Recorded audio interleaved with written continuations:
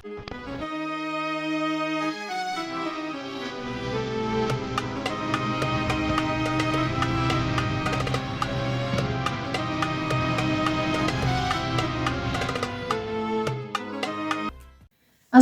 warahmatullahi wabarakatuh, teman pecinta sejarah. Apa kabarnya hari ini? Mudah-mudahan dalam keadaan sehat dan selalu dalam lindungan Allah. Mudah-mudahan juga di puasa hari ke-6 ini tetap Allah berikan keistiqomahan kepada kita dalam menjalankan ibadah puasa, juga dalam menjalankan ibadah-ibadah lainnya di bulan Ramadan. Teman pecinta sejarah, bertemu lagi dengan saya Anissa Amisani di program Baca Sejarah dan masih di serial kronologi sejarah tahun 629 Masehi bertepatan dengan tahun ke-7 hingga ke-8 Hijriah. Ada 8 peristiwa yang datang dari dunia Islam dan ada 4 peristiwa yang datang dari luar dunia Islam. Yang datang dari dunia Islam diawali dengan Umratul Qada atau umroh pengganti tahun sebelumnya, di mana Nabi SAW dan kaum muslimin berangkat ke Mekah untuk menjalankan ibadah umroh. Peristiwa yang kedua adalah terjadinya Ghazwah Khaybar. Yang ketiga adalah kembalinya muhajir dari Habasyah kembali ke Madinah menemui Rasulullah SAW. Peristiwa yang berikutnya adalah Ghazwah Mu'tah. Peristiwa yang kelima adalah pernikahan Rasulullah SAW dengan Ummu Habibah atau Ramlah binti Abu Sufyan radhiyallahu anha. Dilanjutkan dengan pernikahan Rasulullah SAW dengan Safiyah binti Huyai bin Akhtab radhiyallahu anha. Berikutnya adalah pernikahan Rasulullah SAW dengan Maimunah binti Harith radhiyallahu anha, dan peristiwa terakhir adalah kematian Zainab radhiyallahu anha, putri Rasulullah SAW. 4 peristiwa yang datang dari luar dunia Islam diawali dari Bizantium, di mana direbutnya kembali Yerusalem atau Al-Quds dari tangan Persia Sasan oleh Romawi Bizantium. Yang kedua, dimulainya era emas Kekaisaran Bizantium. Yang ketiga dari dinasti Tang, di mana Kaisar Taizong memulai kampanye militer ke tujuh timur yang berlangsung hingga 630 Masehi. Dan terakhir dari Kekaisaran Jepang, di mana Pangeran Tamura naik tahta sebagai Kaisar Junmai. Dan teman pecinta sejarah, inilah kronologi sejarah tahun 629 Masehi bertepatan dengan tahun 7 hingga 8 Hijriah selengkapnya. Ekspedisi militer berikutnya ditujukan ke Bani Murrah di Fadak.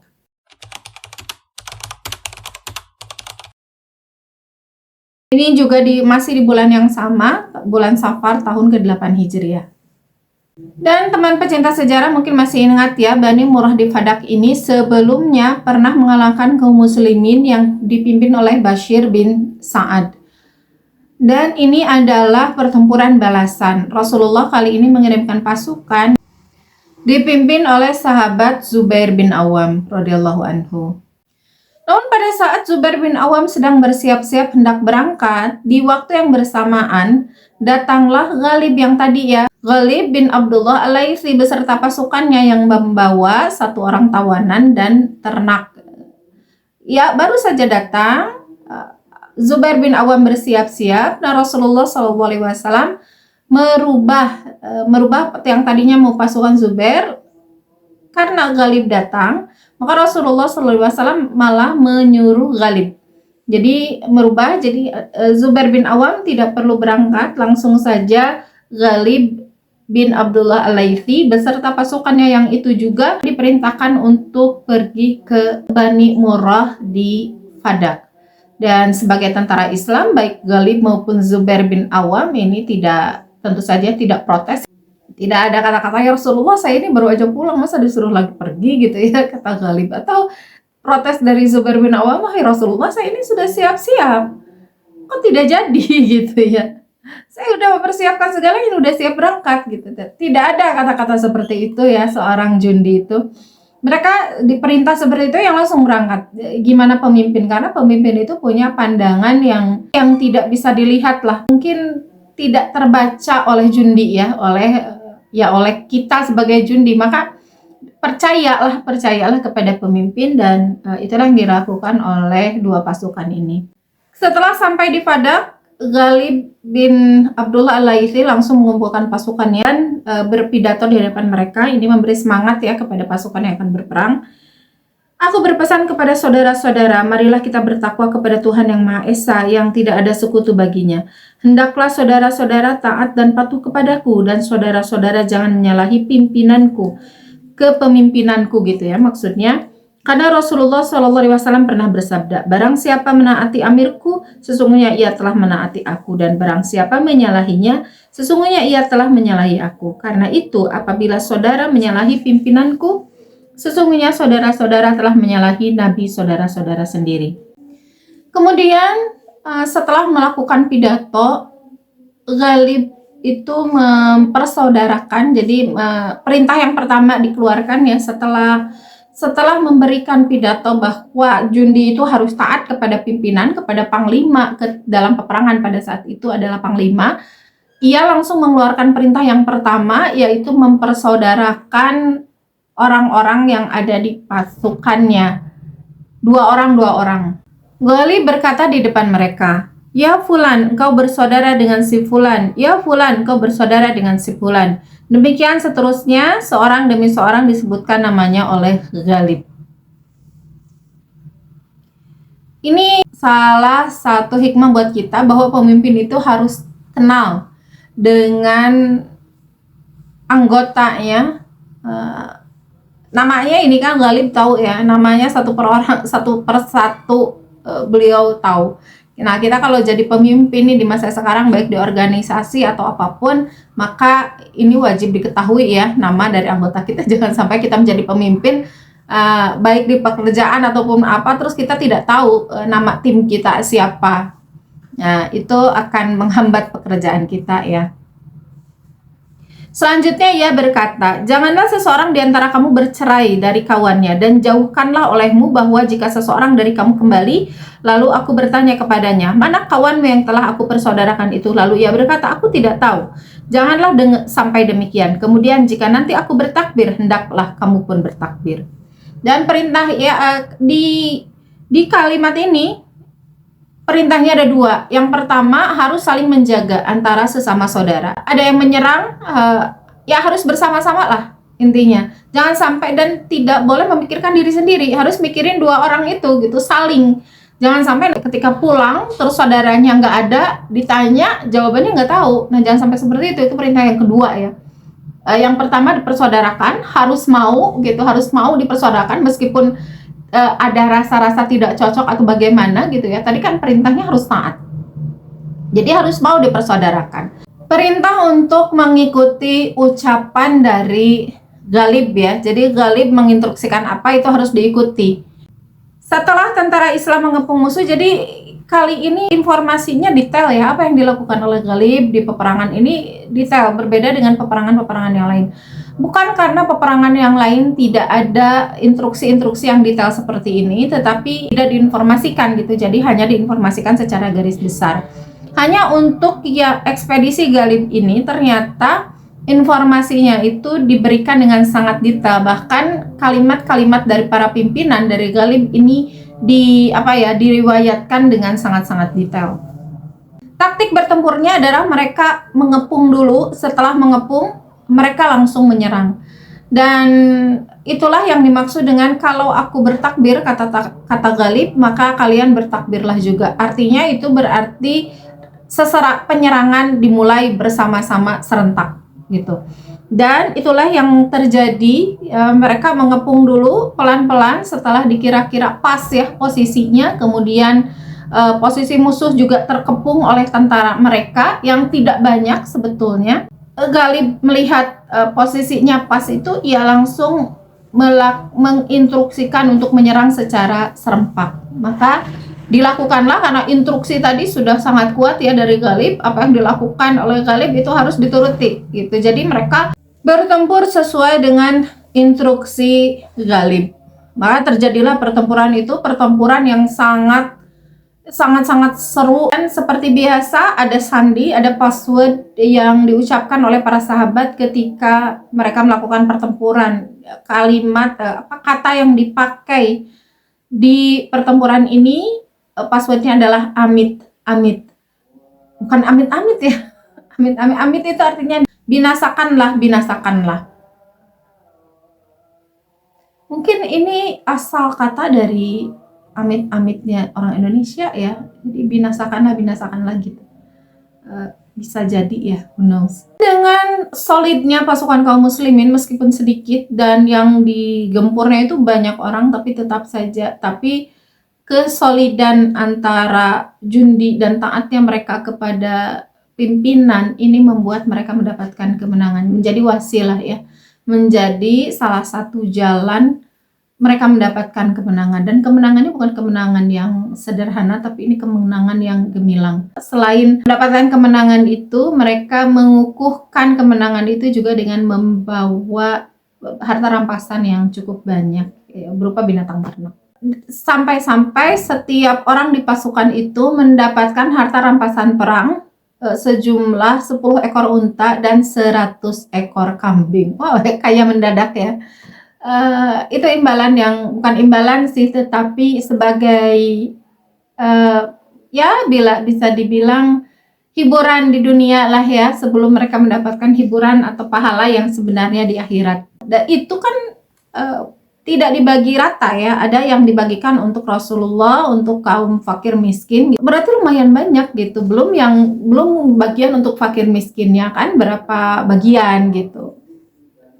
Mereka sendiri mendapatkan 10 ekor unta dan 100 ekor kambing. Dan unta pada masa itu bukan sekedar binatang ternak, tetapi juga kendaraan. Berarti kalau sekarang dapat 10 mobil kali ya, 10 mobil dan 100 kambing. Tetapi ya setimpal dengan pengorbanan mereka, karena mereka dikirim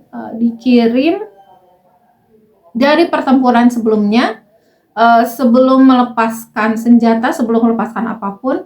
Kemudian pasukannya kecil, yang diserangnya adalah kabilah yang cukup besar, sehingga ya layaklah mereka mendapatkan itu ya.